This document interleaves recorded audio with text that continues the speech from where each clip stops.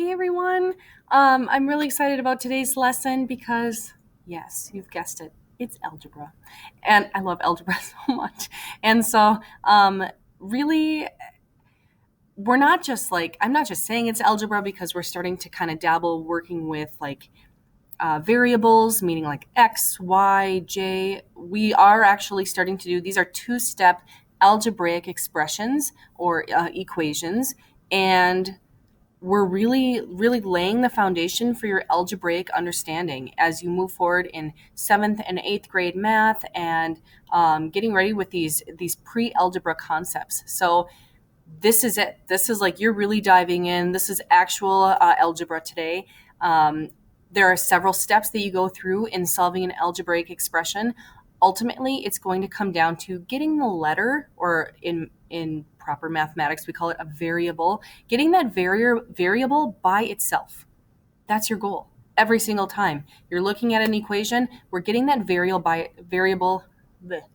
itself. And we'll start here. Today's lesson just has, of course, one variable, and from there, your algebraic concepts will they'll get more complex, and you'll get more variables in one problem. You'll have x's and y's or m's and n's. There'll be more than one mixed in. But for now, one at a time, let's take a look at our learning target for today. I think we have two of them. Yep. Solve two-step equations, and then also use substitution to check the answer to a two-step equation.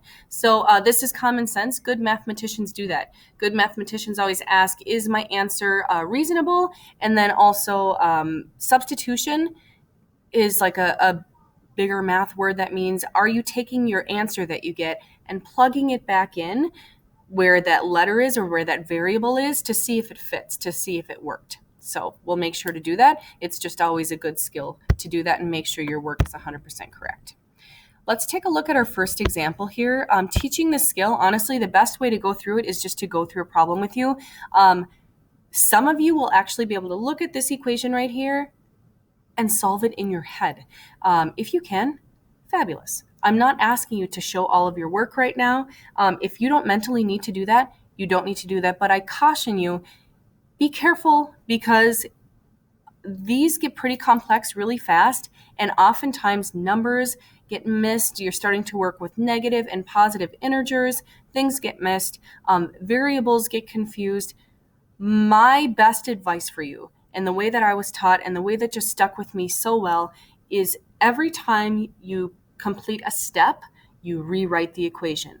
Complete a step, rewrite the equation. And in doing so, your problem is going to condense, and it'll end up almost looking like an upside down or an inverse triangle. So you have this long equation at the top, and by the end, you just have your answer down at the bottom. N equals blank. In this problem right here, our variable is n. Our goal is to get n by itself. So let's go ahead and get started. Taking a look right here, there are a couple steps to take. We're looking at two sides of the equal sign. That equal sign is like, I don't know, we're going to move things from one side to the other, and basically we just need to get n by itself on one side of the equal sign, just n. We got to get rid of everything else. We're going to do it one step at a time. The first and easiest thing for us to move in this situation is that 1. So do you see where it says 3n minus 1 equals 20? That right now we have a minus 1. The way that you move things from one side of the equal sign to the other is to do the inverse operation. And when I say that, I mean the opposite operation. Right now, let me get my pen ready. Right now, if we have a minus 1, which we do, the way to get rid of it, which we want to do, we want to get rid of it. The way to get rid of it is to do a plus 1. So, like this, plus 1. And when we have a minus 1 and a plus 1, they cancel each other out. Done. Boom. But whatever we do to the left side, we must do to the right side. So now we have a plus 1 over here. And I don't know why I have a habit of drawing a line there. So I'm going to bring down my equal sign. Now I have a 20 plus 1 over on the right, and now my number on my right says 21. And over here on the left side of the equals, I got rid of my 1, but what's remaining is 3n. I'm not done yet. My n isn't by itself, which means I have one more step to complete. So now we're going to go back to some prior knowledge about what happens when we have a number touching a letter. What does that mean? It means, even if you don't have parentheses around them, it means to multiply them. So really this is saying 3 times something equals 21.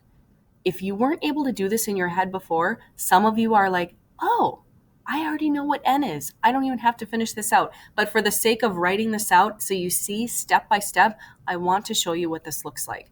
So right now we have 3n, which means 3 times n.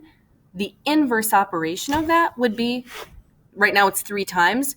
The inverse operation would be divided by 3, right? Or n times 3, n divided by 3. So I'm just going to show that like this, divided by 3. And if I do that, they cancel each other out.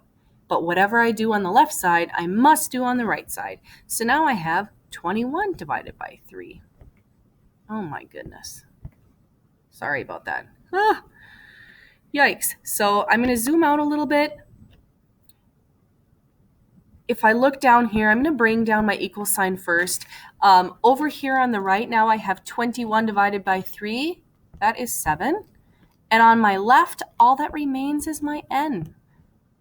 I've reached my goal of getting n by itself. My answer is n equals 7. So earlier in your math, when I've always told you use a number as a label, this is why. It's really setting you up so you're in the habit of doing this.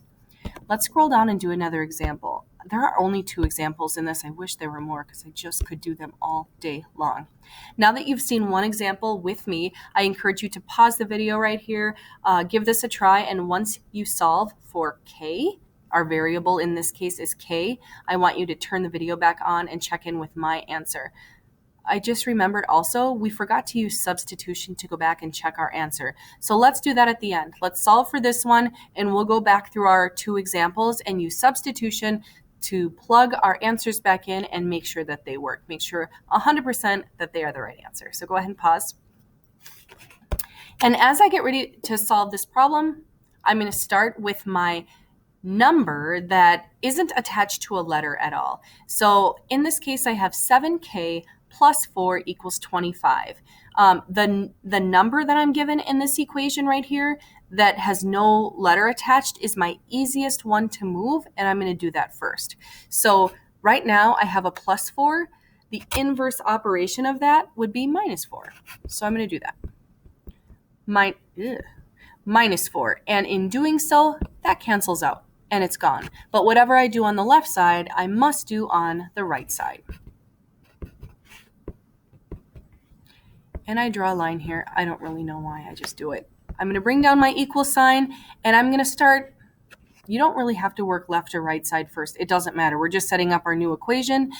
We have 25 minus 4, and oh, look at that. Again, we get 21. And over here on the left, then we're left with this. We have 7k. We're not done yet because our k is not by itself. I'm going to zoom out just for a little bit more space. Again, some of you might have a light bulb go on at this point and say, oh, I know what k is, because they're saying 7 times something is 21. I'm still going to go through the steps of getting k by itself.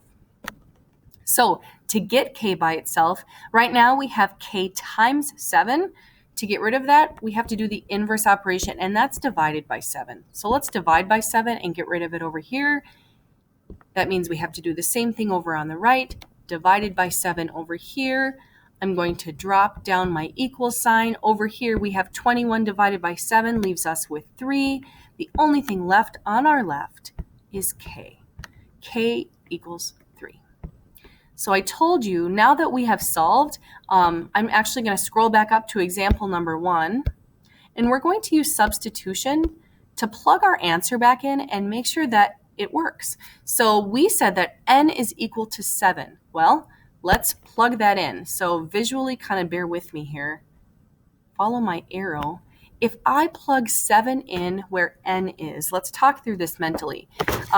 3n, so if I say 3 times 7, that would be 21, and then minus 1 would be 20. 3n minus 1 is equal to 20. Yes, that's right. Our answer is correct. Let's scroll down. Oh, that was a pen. Sorry. Let's scroll down and just use substitution to check our work for example number 2. meaning we're going to plug a 3 in for the k up here.